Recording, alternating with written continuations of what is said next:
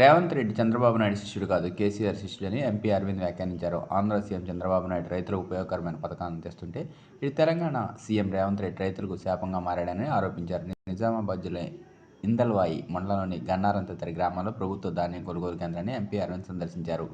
ఆయనతో పాటు Nizamabad urban MLA Dhanpal, Suryanarayana, పల్లె గంగారెడ్డి, కులాచారి, దినేష్ కుమార్, కోరుట్ల జిల్లా అధ్యక్షులు అనిత, కేపీ రెడ్డి, నాయుడి రాజన్న, బీజేపీ నాయకులు, కార్యకర్తలు పాల్గొన్నారు. ఎంపీ అరవింద్ ధాన్యం కొనుగోలు కేంద్రాల ప్రక్రియపై రైతులను అడిగి తెలుసుకున్నారు.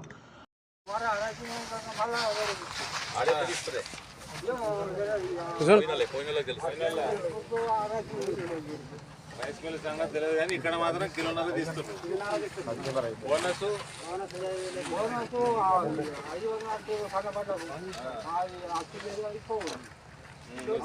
సన్న చేసినాయా ఏమి చేసినావు? డ్యూటీ చేసినావా? డ్యూటీ చేసినావా?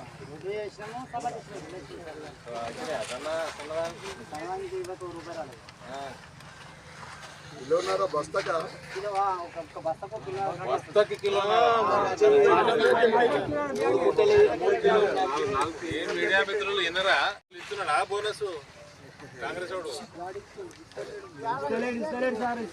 రైతు మాట్లాడి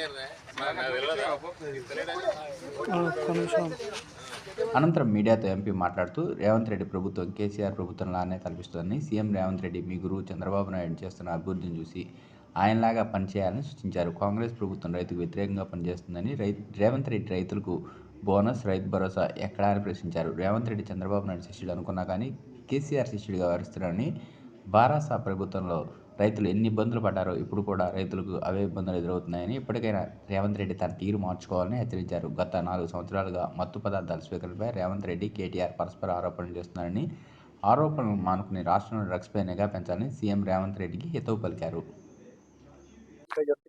మీడియా మిత్రులందరికీ నమస్కారం. భారతీయ జనతా పార్టీ పిలుపు మేరకు అందరం కూడా ఇవాళ రాష్ట్ర వ్యాప్తంగా భారతీయ జనతా పార్టీ శ్రేణులు అందరం, కార్యకర్తలు అందరం కూడా కొనుగోలు కేంద్రాలకి రైతు సమస్యల మీద కొనుగోలు ఏ రకంగా స్లోగా నడుస్తూ ఉందో, రాష్ట్రంలో రైతులకు ఇవ్వాల్సిన బోనస్ ఏ రకంగా మోసం చేస్తున్నారు రైతుల్ని, ఇవన్నీ కూడా విషయాలు కనుక్కొని ప్రజల ముందు పెట్టాల్సిన బాధ్యతగా రావడం జరిగింది. ఇక్కడ నిజామాబాద్లో 10 రోజుల క్రితమే మనం ప్రొక్యూర్మెంట్ సెంటర్లో 2 వారాల క్రితమే తిరిగి, ఒక 10 డేస్ బ్యాక్ కూడా మీ అందరితోటి నేను సమావేశమై ఇదే సమస్య మీద మాట్లాడి ఇక్కడ ఉన్న యంత్రాంగం మీద ప్రెషర్ బిల్డప్ చేసిన విషయమే మీకు అందరికి తెలిసిందే. కొనుగోలు స్పీడప్ చేయాలి, బోనస్లు ఇవ్వాలి, మబ్బులు పడుతున్నాయి అప్పుడప్పుడు, రైతులకు ఇబ్బంది పెట్టొద్దు, అసలు కోతలు స్టార్ట్ కాకంటే ముందే కొనుగోలు కేంద్రాలు రెడీ అయి ఉండాలి. ఇవన్నీ కూడా ఫెయిల్ అయినందుకు కేసీఆర్ని తీసి బయటపడేసారు ప్రజలు. ఈ ప్రభుత్వం వచ్చి కూడా రైతుకు ఏమాత్రం లాభం కాదు, ఇంకింత నష్టమే అవుతున్నది. ఇవాళ మనం మీ ముందరనే రైతులతో మాట్లాడినాం. సంచికి కిలోన్నర తరుగు తీస్తున్నాడు, అంటే దాదాపు 4%. మళ్ళా రైస్ మిల్లుకు పోయినాక పరిస్థితి ఏందో తెలియదు, వాళ్ళు ఏం తీస్తారో తెలియదు. కాబట్టి అదే ప్రక్రియ కొనసాగుతున్నది ఈ ప్రభుత్వంలో కూడా, టీఆర్ఎస్ ప్రక్రియ కొనసాగుతున్నది. రైతులకి ఏ గతి అయితే ఉండేనో అదే గతి ఇంకా కొనసాగుతున్నది. చాలా దురదృష్టకరం. దొడ్డు వడ్లన్నీ ప్రైవేటుగా అమ్మేసుకున్నారు చాలా మటుకు. సన్నాలకు 500 రూపాయలు బోనస్ ఇస్తారన్న ఆశతోటి రైతులందరూ బిక్కుమని మబ్బులు పట్టినా, ఎప్పుడైనా టెన్షన్ వచ్చినా, వర్షం పడుతుందేమో అని అవన్నీ కూడా రిస్క్ తీసుకుంటూ ఆపుకున్నారు. ఇవాళటి వరకు బోనస్ ముచ్చట్లేదు. బోనస్ ఇమీడియట్గా రిలీజ్ చేయాల్సిందిగా మేము డిమాండ్ చేస్తూ ఉన్నాము. కొనుగోలు తొందరగా చేసి క్లోజ్ చేయాల్సిందిగా, ప్రక్రియ పూర్తి చేయాల్సిందిగా మేము డిమాండ్ చేస్తూ ఉన్నాము. రైతు వ్యతిరేకి ప్రభుత్వంగానే కాంగ్రెస్ ప్రభుత్వం ఇలా మారిపోయింది. ఇక దాంట్లో మేము కూడా ఒక 4 నెలలు పోని 6 నెలలు పోని కొత్త ప్రభుత్వము, కేసీఆర్ రాష్ట్రాన్ని ఆర్థికంగా నట్టేట ముంచి పోయిండు అని మేము కూడా మస్తు సమయం ఇచ్చినాము. ఇప్పుడు దాదాపు సంవత్సరం వస్తున్నది, సంవత్సరం అవుతా ఉన్నది. ఇప్పటికి కూడా ఏమాత్రం మార్పు లేదు.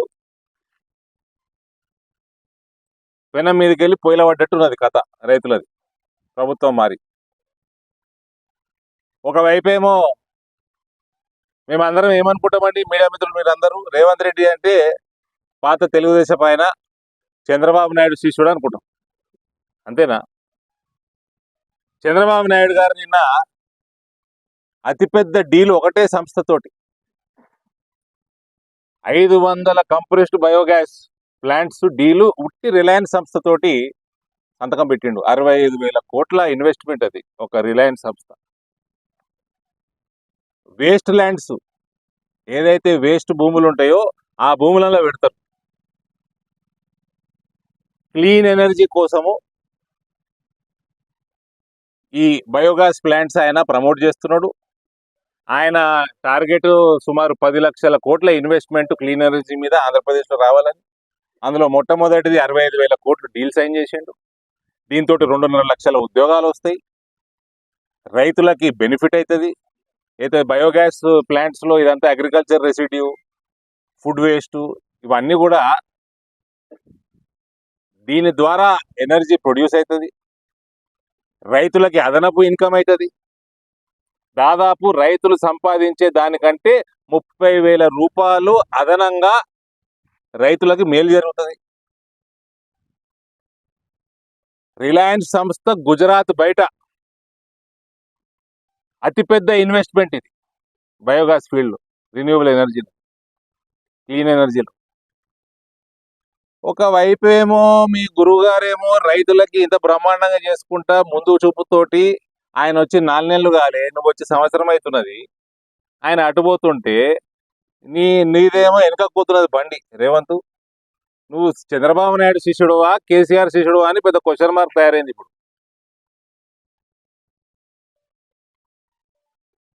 సో ఈ రకంగా రైతు వ్యతిరేక ప్రభుత్వంగానే మిగిలిపోతున్నది ఇది కాంగ్రెస్ ప్రభుత్వము. దీన్ని ఎట్టి పరిస్థితుల్లో మేము ఎదుర్కొంటాము, రైతుల పక్షాన నిలబడతాము. రానున్న కాలంలో ఈ పంట అయితే 500 రూపాయల ముచ్చట లేదు, ఇంకా కొనుగోలు కూడా బాగా లేట్ అయింది. రానున్న కాలంలో కోతలు కాకంటే ముందే భారతీయ జనతా పార్టీ శ్రేణులు అందరూ కూడా రోడ్డు మీద ఉండి మీడియాతో ప్రభుత్వంతో కొట్లాడుకుంటూ ప్రజల ఇబ్బందులు, రైతుల ఇబ్బందులు ఇవన్నీ కూడా మీడియా ముందర పెట్టి ప్రభుత్వం మీద ప్రెజర్ చేసే బాధ్యత భారతీయ జనతా పార్టీ తీసుకుంటుంది. రుణమాఫీ లేదు, 4,000 పెన్షన్ లేదు, 500 బోనస్ లేదు, తులం బంగారము లేదు, అదే 2,500 స్కీము లేదు. ఈ రైతు బంధు అంటే 10,000, వీళ్ళు 15,000 ఇస్తున్నారు కదా, అది లేదు, ఇల్లు లేదు. కేవలం సొల్లు మాత్రం ఉన్నది ఈ ప్రభుత్వం. ఏమున్నది, వీళ్ళు ఇచ్చిన వాగ్దానాలే. వెనక కూడా ఏమంటారు, తిరోగమనం అంటారా? రాష్ట్రంలో మీ బాస్ ఏ రకంగా ముందుకు దూసుకుపోతా అన్నాడు రైతుల విషయాలలో, క్లీన్ ఎనర్జీ విషయంలో, ఎన్వైరన్మెంట్ విషయంలో, ఎంప్లాయ్మెంట్ విషయంలో, రైతులకు అదనపు ఆదాయం విషయంలో ఆయననేమో అటుపోతున్నాడు, నువ్వు తిరోగమనం పెట్టినవేమే. కేసీఆర్ దోస్తీ ఎక్కువైనట్టుంది నీకు, కేటీఆర్, కవిత, ఈ పోరగాళ్ళ దోస్తీ ఎక్కువైనట్టుంది.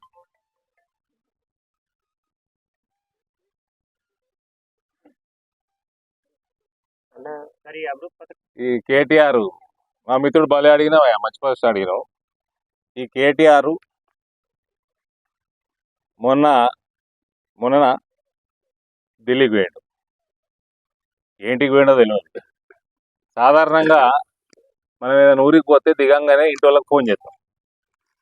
ఫోన్ చేసిండట, వాడెవడో చెప్పినట, నువ్వు ఢిల్లీలో దిగంగానే ఇక్కడ ట్రిమర్స్ వస్తున్నాయి అన్నాడట. ట్రిమర్స్ అంటే ఏమంటారు, ప్రకంపనలు వస్తున్నాయి అన్నాడట. అందరం ఏమనుకున్నాము, ఏదో ఎగబెడతాడా అనుకో. అది కాదు, సబ్స్టెన్సెస్ తీసుకుంటారు కదా, అది అతిగా అయినప్పుడు వణుకొస్తుంది శరీరంలో. అది అయింది ఇక్కడ ఇంటోళ్ళకి. నువ్వు దేనికి పోయినావు, ఎవరిని కలిసినావు? అది ఆయన అంటున్నాడు, మన జర్నలిస్ట్ మిత్రుడు మనోహర్ లాల్ ఖట్టర్ని కలిసినట్టు కేటీఆర్ క్లెయిమ్ చేసుకుంటున్నాడు. ఫోటో ఏది? వీడియో ఏది 2 రోజులు అయిపోయాయి. నిర్మాణ్ భవన్ పోయిందట. నిర్మాణ్ భవన్ లో 4-5 మంత్రిత్వ శాఖలు ఉంటాయి. ఆ మంత్రుల సెక్రటరీలు ఉంటారు, వాళ్ళ క్లర్కులు ఉంటారు, వాళ్ళ ప్యూన్లు ఉంటారు. నువ్వు ఏ మనోహర్ని కలిసినావు? నువ్వు ప్యూని కలిసి వచ్చినావా? లేదా నిర్మాణ్ భవన్ పోయి ఛాయ్ దాగా వచ్చినావా? బయటికి రావాలి, ఇక మీడియాకు మాట్లాడాలి, కొన్ని మీడియా డబ్బా కొట్టాలి.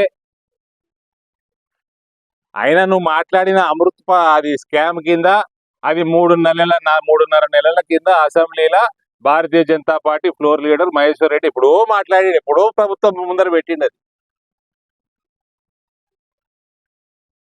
అసలు నువ్వు ఏదంటే అది పదార్థాలు సేవించి నిర్మాణ్ భవన్లకు వచ్చి నేను మనోహర్ లాల్ ఖట్టర్ని కలిసిన, నువ్వు ఏ మనోహర్ని కలిసినా అనుకుంటున్నావు?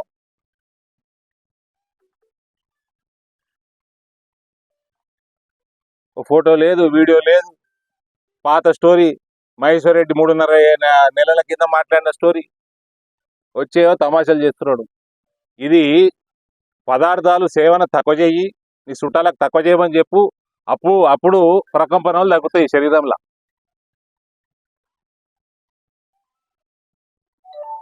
जंगल में मोर नाचा किसने देखा दिनेश भाई? कोई भी नहीं देखा. ఫోటో చూపెట్టాలి కదా. డెలిగేషన్ తోటి పోయినా, అరే నువ్వు ఎవరు రాయన, నువ్వు ఆర్డినరీ ఎమ్మెల్యేది, వేరే ఎమ్మెల్యే. నేను నిన్నగాక మొన్న అటు దుబాయ్ ముఖాన పోయి వచ్చిన, షేక్ మొహమ్మద్ కలిసి వచ్చిన అంటే నమ్ముతారా?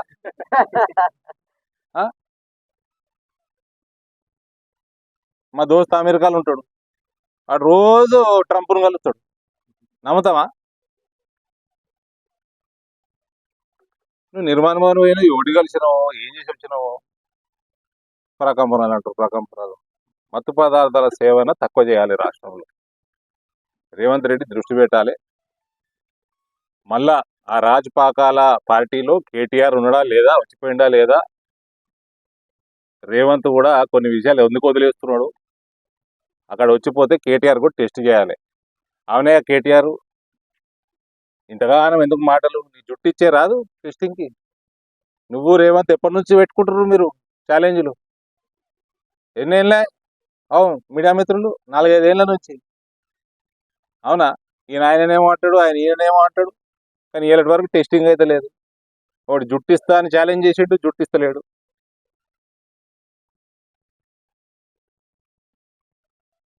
గది ఏ మనోహర్ని కలిసాడో ఏదో.